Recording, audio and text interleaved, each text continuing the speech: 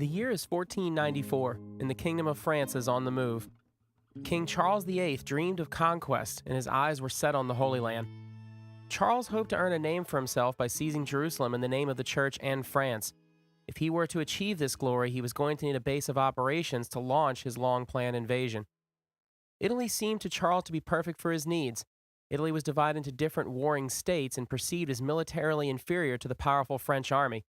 This division could be used to split the powers from within and stake his claim. King Charles VIII was heir to the House of Anjou. His grandmother was the famed Marie of Anjou, Queen of France. Marie of Anjou was the eldest daughter of Louis II of Anjou, King of Naples, thus giving Charles VIII a rather weak claim to the throne of Naples. An Italian base of operations was just what Charles needed to stage his invasion of the Holy Land and run out the Ottoman Turks. Charles VIII's skills in both combat and politics never did match his ambition. Charles was born June 30th, 1470. He was always seen as affable and had a friendly disposition. He is sometimes referred to by the very kingly name Charles the Affable. He was prone to be a dreamer, and to many he seemed simple-minded and shallow. He became king at the young age of 13 in 1483. He was perceived as weak and as always feeling sick. His sister Anne acted as regent until 1491. Anne of Beaujeu was a formidable and a shrewd political operator who helped put the kingdom on a sound financial track. Charles began to rule the kingdom in his own right in 1491 and would squander the work of his sister. The first thing Charles needed to do was secure the borders of France so he would not be attacked while on his expedition to Italy. Maximilian I, Holy Roman Emperor, was given the regions of Artois and Franche-Comté. Ferdinand II of Aragon was given Roussillon, and Henry VII of England was simply paid off. All of these deals were in exchange for an understanding that these powers would not attack France while Charles's expedition was in Italy. These agreements showed that Charles VIII was not much interested in the government of the state as much as he wanted to earn glory and fame on the battlefield. With everything in place, the invasion of Italy was launched August 1494. France was allied to Milan, and the Milanese encouraged this invasion. Venice remained neutral but seemed to favor the invasion. The papacy, Florence, and Naples were all opposed. The papacy and the Neapolitans sent armies against Charles, but they were swept aside. The invasion was moving swiftly, and the Italians seemed powerless to stop it. The French artillery train was especially deadly and effective during the campaign. Defensive walls could not stop the French army. Many in Italy began to view the French victory as perhaps ordained by God. The French army dealt with all opposition harshly. They sacked towns and cities along the way, massacring the inhabitants. The French army was not held back from plundering the country. This lack of control over the army was in complete contradiction to the goals of Charles. He wanted to become king of Naples and use it for men and supplies, not to destroy it. Another of Charles's blunders was on full display, and resistance was beginning to materialize all around him. Nevertheless, on February 13, 1495, Charles and his army entered Naples. He conquered what he came to conquer, and he began thinking of his next step. Venice, while at first seemed to favor the French, began to turn against them. Venice remained neutral, but seeing the ease in which the French army moved through Italy and with reports of massacres, the Venetians started preparing for war, and an anti-French coalition was forming. Venice began by paying Francesco Gonzaga, the Duke of Mantua, a healthy sum to begin forming an army to fight the French. Gonzaga was seen as the man for the job. He was described as brave but level-headed and an exceptional knight. Mantua was a small area, and its people and leaders often sold themselves to larger kingdoms in military service. Gonzaga was inexperienced, so he was joined by his uncle Rodolfo Gonzaga. Rodolfo had military experience fighting with the French in smaller wars and had a good understanding of French tactics. Rodolfo was not a pleasant person and was prone to stubbornness and insubordination. Rodolfo even had his own wife put to death for adultery. Charles, meanwhile, was winning the war but losing everything else. Charles became unsatisfied with having just Naples and began making overtures at a possible seizure of Milan for the war effort. The Milanese had allowed Charles safe passage to attack the Kingdom of Naples and now came to regret that decision. With Charles now alluding to the possibility of becoming ruler of Italy, his power had to be checked. Ludovico Sforza, most famous for his forays into the arts, including commissioning Leonardo da Vinci's The Last Supper, began sending out feelers to the other Italian states to form an anti-French alliance. His work paid off.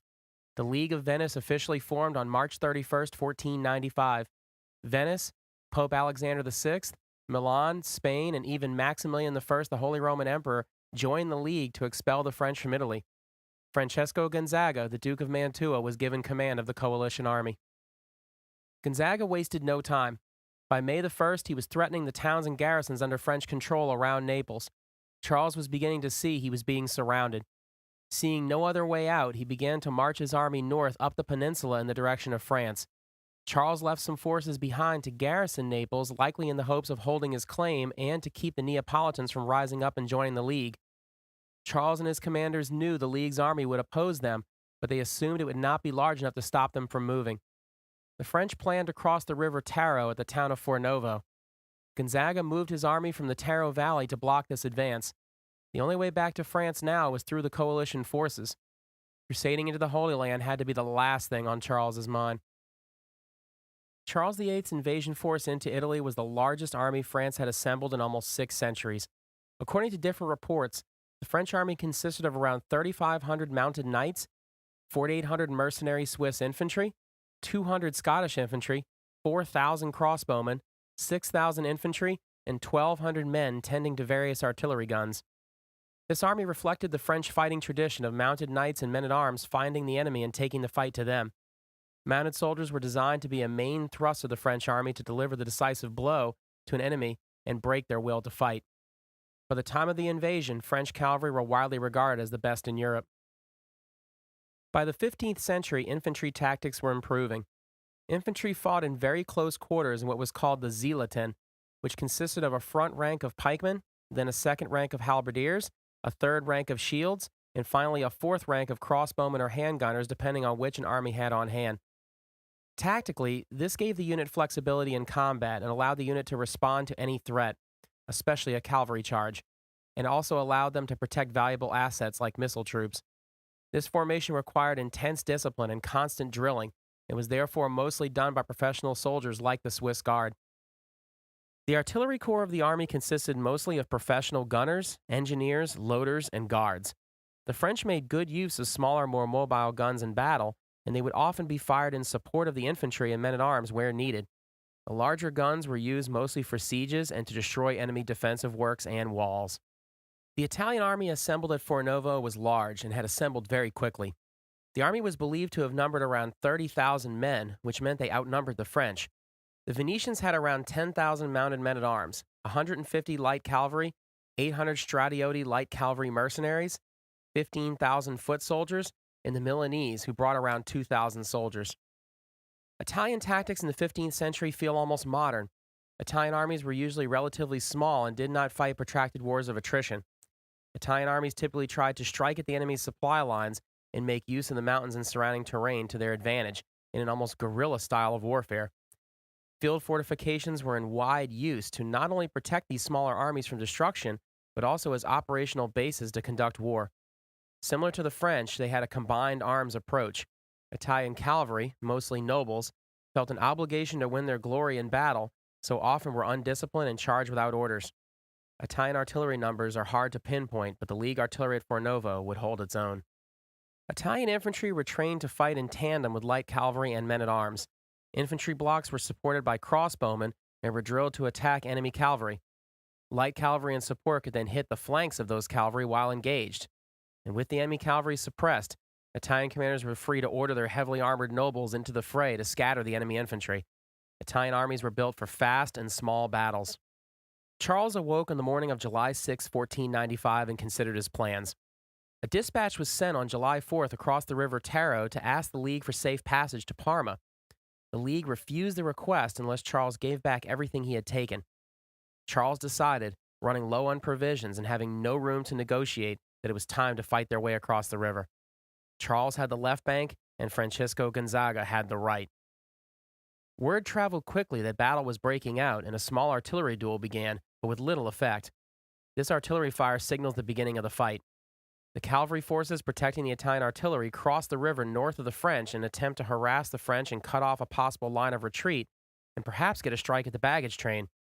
At the same time, elements of the French army began to cross the river and takes the League army completely by surprise. The French marched in column, and Charles ordered a crossing in force in the hopes of bullying his way across. The rear guard of the French army marched to the side of the main force. The baggage train was protected by the rear guard and progress was slow. The march was showing no sense of urgency, and the League, surprised to see the French on the move, convened a council of war to form a new battle plan. They decided to use Italian speed and flexibility to its fullest advantage. Gonzaga decided to break the army up into 9 individual sections and attack the French. The plan was to distract the French center with feint attacks while working the flanks with cavalry. Once confusion set in, the main force was to hit the head of the column with everything and break the lines. This was the quickest way to get to the king, his treasure, and the rear baggage train. The plan was bold and very creative. Gonzaga perceived the head of Charles's column to be the weak point, and the plan was to exploit it. The Stratioti overtook the rear of the French column and seized the slow-moving baggage train. Charles diverted infantry from the center to drive off this rear attack and opened up the middle of his lines. The overwhelmed baggage train was being looted, and the attack by the French to relieve it moved slowly. Huge quantities of treasure and supplies were captured. The diversionary attack turned into a huge success. The head of the French column was now ready to be attacked. Italian men-at-arms attacked the French vanguard. The Swiss phalanx, the best infantry in the French army, who had been held back up until now, were unleashed on the attackers. The Bolognese forces spearheading this attack fled after a brief struggle with the Swiss and fled to Parma. Milanese infantry attacked the French, though outnumbered, in an attempt to sustain the effort and suffered terrible casualties. Just like the Bolognese, they too were routed. The attacks on the rearguard and vanguard were diversions, but were contrasts in success. The rearguard attack led to a rout of the sparsely protected baggage train, but the vanguard attack yielded little results. Gonzaga then ordered his grand assault. The plan was to break the head of the column with the armored knights and then use the mounted crossbowmen to exploit the gaps. And then infantry would pour into these secured gaps to destroy the fleeing army. Gonzaga needed the French army to rout in chaos if he had any chance of destroying them and capturing Charles VIII. Gonzaga's advance stalled. The rising water of the river made it very difficult to cross the river quickly. The French center realigned to face the oncoming assault. The French column, after losing the baggage train, was now moving with greater speed. As a result, Gonzaga's attack came right in the center instead of at the head of the column where it was intended. The fighting became fierce and brutal. Everyone involved was fighting for their lives. Charles VIII himself got into combat. One of the king's bodyguards, Matthew Bourbon, was captured. Rodolfo Gonzaga was also killed in the fighting. This was disastrous for the League army. The chain of command was breaking down. Francesco Gonzaga was right in the thick of the fighting. At this point, no one was directing the League's battle plan. The discipline of the League's army began to fracture. Units intended to support the men-at-arms and knights fighting in the center broke off to loot the French baggage train. The Italians in the middle had no support. The knights had no choice but to retreat. With the death of Rodolfo Gonzaga, no one gave any orders to the infantry to support the knights, and thus a retreat was their only hope to survive the catastrophe. The French center had triumphed. As was the case in the beginning of the campaign, the French army had no qualms of killing soldiers who surrendered. There is no record of any Italian prisoners being taken after Fornovo. Many of the Italian men-at-arms were simply massacred. The Italian infantry began to march on the enemy. No orders had reached them to do so, but they could not just sit and wait anymore. Their late march took them into the teeth of the French knights, and they were outnumbered and routed. Charles and his battered army continued their retreat and eventually made it back to safety in France. The expedition was a disaster.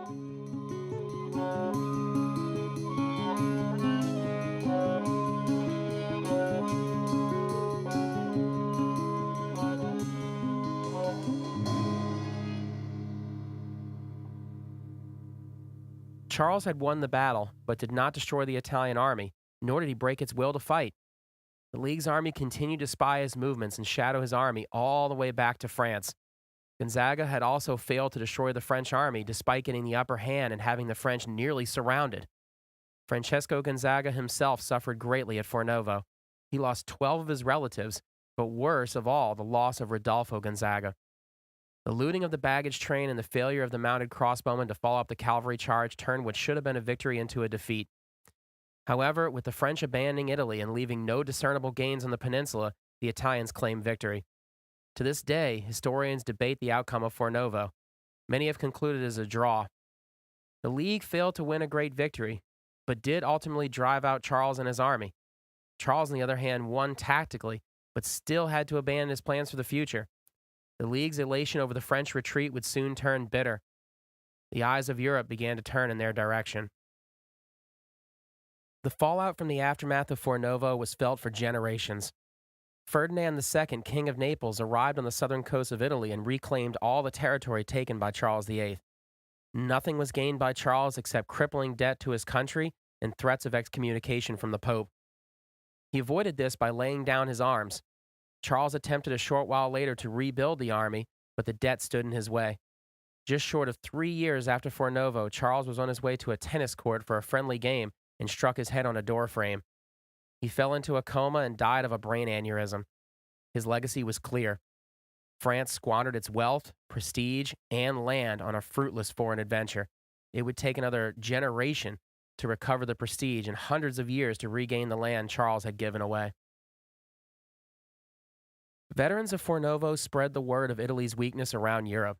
Italy was ripe for exploitation, with its political division, untrustworthy mercenary armies, and complex rivalries. Fornovo begins a series of almost never-ending wars that will last well into the 16th century, where the likes of France, England, Spain, the Holy Roman Empire, and the Ottomans use Italy as an almost never-ending battleground. This state of affairs put Italy into a constant state of turmoil and war. Charles' invasion helped lead to generations of death and destruction on the peninsula.